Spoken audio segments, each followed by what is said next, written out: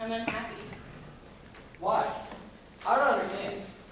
You have your color. Your father may not be rich, but he has everything he needs. My life is far harder than yours. I make 23 rubles a month, and that's not counting pension deductions. And you don't see me going around wearing black. It's nothing to do with money. You can be poor and happy. You can in practice, but in theory, there's this. There's me, there's my mother, there's my 2 sisters, and my younger brother, and I make 23 rubles. We have to eat and drink, don't we? We need our tea and sugar, don't we? I need my tobacco, so there's not a lot of elbow room. The play starts soon. Ah, yes. Constantine has written it, and Miss Nina's going to be acting in it. They're in love with one another, and tonight the 2 souls will unite in a single effort to achieve a single artistic goal. Whereas your soul and my soul share no common point of connection. I love you. I'm so obsessed with you that every day I walk 4 miles here and 4 miles back, but all I get from you is utter indifference. I quite understand. I have no money and a large family to support. Who would want to marry a man who could hardly support himself? Don't be ridiculous. I'm touched by your love. It's just, I can't return it, that's all. It's so humid. I expect to be a storm tonight. And when you're not theorizing, you're talking about poverty, which, in my opinion, it'd be infinitely simpler to be a beggar wearing rags than to. Not that you'd ever understand. You know, the thing is, my boy, I've never really got the grips of living in the country. And, well, I hardly need to say this, but I don't think I'll ever feel on top of it. You know, I went to bed at 10 last night, and then I woke up at 9 feeling as if all that sleep had gummed my brain right into my skull. Then I nodded up again, quite by accident, and now I feel shattered, as if I were in the middle of some nightmare or something. Yes, you'd be much better off in town. We'll be starting soon, but you shouldn't be here right now. Please go away. Oh, Masha, would you be so kind as to tell him to untie the dog? It was howling all night, and it kept my sister awake again. Don't ask me, please. Just go ask my father yourself. Come on. You'll be sure to send some before us in good time. That means the dog's gonna howl all night again. It's all nonsense, really. You know, I've never been able to live in the country the way I wanted to. Back in the old days, I used to get a day or 2 off and come down here for a break, you know what I mean? But there'd always be so many idiotic little problems to be dealt with. You wouldn't be here a day before you'd be desperate to escape again. Yeah, I've always been delighted to get away from this place. But now I'm retired, I have nowhere else to go when it comes down to it, so on we go, whether you like it or not. I see. Go for a swim. All right, just be back in 10 minutes. Sir. We'll be starting soon. Here it is. Our stage. One curtain, a wing in the other, and beyond that, empty space. No set of any kind. Open view of the lake and the horizon. We'll raise the curtain at exactly 8:30, just as the moon is rising. Wonderful. Of course, if Nina's late, the whole effect will be ruined. Her father and stepmother keep a very close watch on her, and for her, getting out of the house is like a prison break. Your hair seems to be a bit in shambles. Could it do with a trim? Yes, yes. The tragedy of my life. You know, I was just the same when I was young. Always looked as if I had been on the bottom, you know what I mean? Men never took me. So, why is my sister in such a bad mood? Why? Because she's bored. And she's jealous. She's anti-me, anti-my playing, anti the performance. Because she's not in it and Nina is. She hasn't even read my play and she already hates it. Well, you're imagining it, honestly.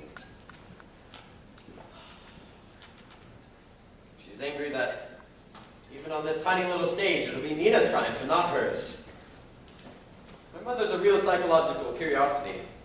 Undoubtedly talented, intelligent, capable of crying her eyes out over the book or rattling off the whole Nekrasov by heart.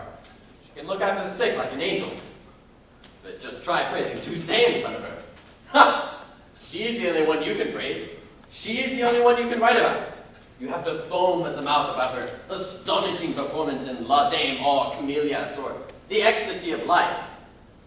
But since there's no particular supply of this drug out in the country, she gets bored and irritable, and it's all our faults. We're all her enemies. Added to which, she's superstitious. She's scared of 3 candles in the number 13.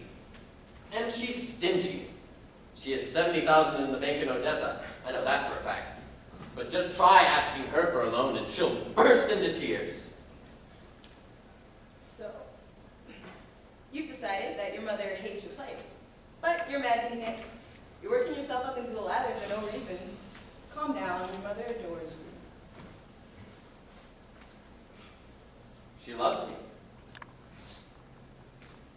She loves me not.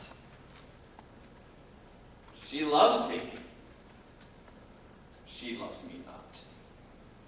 She loves me. She loves me not.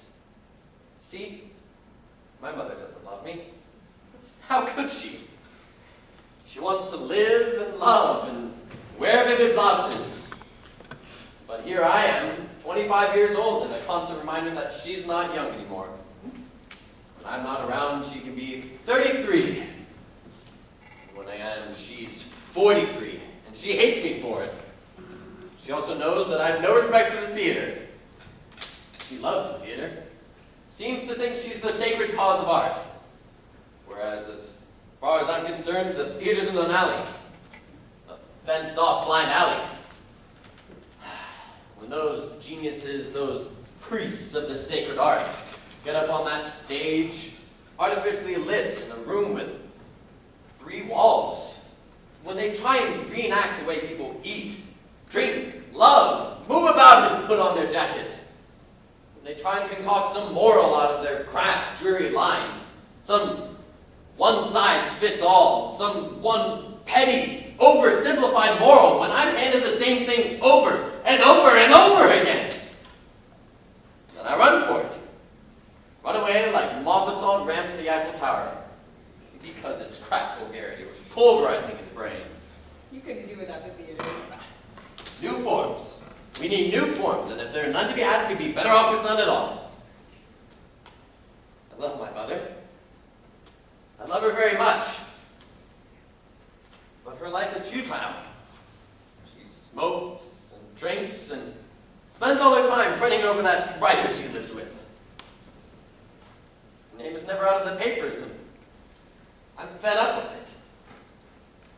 Sometimes, you know, I've an ordinary selfish interest, and sometimes I'm sorry my mother's a famous actress, and I think if she were an ordinary woman, I could be happier. Oh, Aunt, could anything be more helpless than my stupid situation? I'll be around at her house sometimes, in a room full of celebrities, actors and writers. And I'll be the only one of the lot of them who's a nobody. And the only reason they put up with me is because I'm her son. Who am I? What am I? I have no qualifications, no money, not 1 kopeck. According to my passport, I'm a petit bourgeois from Kiev. Well, my father was a petit bourgeois from Kiev. Only he was also a famous actor. When those actors and writers would turn their kind attention towards me, it always seemed to me from their expressions that they were just gauging my insignificance. I know what they were thinking. It was painfully humiliating. By the way, that writer, would you mind telling me a little bit more about him? The man never talks, and I can't make him out at all. He's unpretentious, a bit, melancholy. He's not even 40, and he's already famous. His cup runneth over. As for his writing, well, what can I say? It's charming, but if you've read Tolstoy or Zola, you wouldn't want to read Trigorin.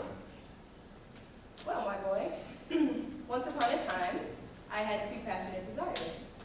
One, to get married, and 2, to become a famous writer. Didn't satisfy either of them, but it would have been nice to become even a minor writer. You know what I mean? Is that someone coming? The sound of her footsteps are intoxicating. I'm deliriously happy. My love, my spellbinder. Oh, I'm not late, am I? I know I'm not late. No, no. Oh, I've been in a state all day. I've been so terrified. I was afraid my father wouldn't let me come. He's only just gone out with my stepmother. But the sky is red, the moon is starting to rise, and I spurred the horse on. I spurred it on. And I'm happy. Nina, my dear, your eyes. You look as if you've been crying. Not too good. That's nothing.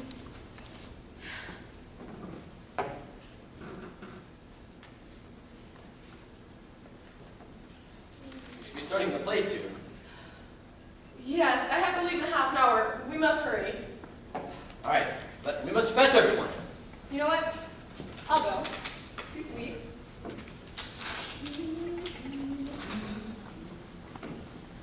You know, I once practiced singing, and a prosecutor, a colleague of mine, said to me, "My word, Your Excellency, you have a wonderful voice." Then he thought for a moment and said, "Wonderful, but hideous."